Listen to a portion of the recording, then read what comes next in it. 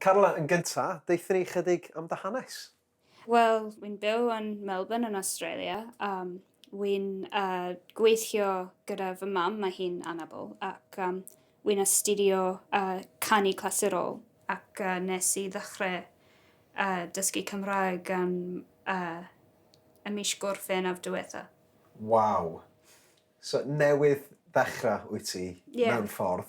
Yeah. Y cwestiwn mawr ydy, pam mynd ati i ddysgu Cymraeg?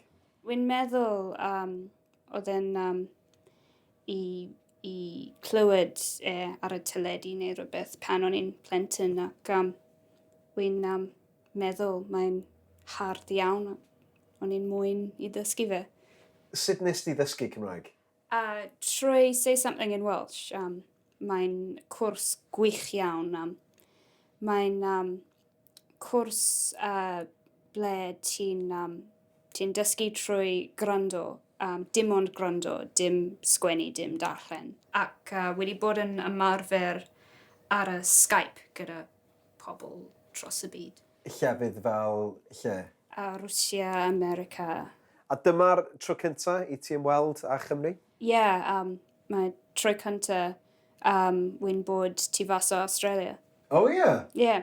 Be ydy dy argraffiadau o Gymru? Be ti'n meddwl am Gymru? Wy'n ei hoffi fe yn fawr iawn. Wy'n moyn aros yma. Sa'n moyn mynd gytre. Ond yn Australia mae gen chi awyr las, traethau hyfryd, wastad yn braf. Fan hyn, mae jyst yn bwrw glaw.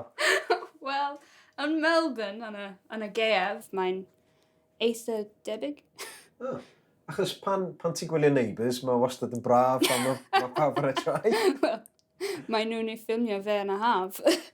Dyna pam. Falle na i fynd allan i aros yn Melbourne, cyd i ddod i aros yn Gymru, ie? Ie. Oce. Be o ti'n hoffi fwyaf am Gymru? Wy'n hoffi y hanes ac yr scenery. Mae popeth yn hard iawn. Ac wy'n hoffi fod yr iaith swn fel cerddoriaeth. Mae'n gyda lilt. Ac wy'n hoffi fe yn fawr iawn. Wel, diolch yn fawr iawn am y sgwrs. Mae wedi bod yn hynod o ddiddorol. A cofia, os y ti eisiau fi ddod i Australia a ti ddod nôl i Gymru, dim problem o gwbl. Diolch. Diolch yn fawr. Diolch.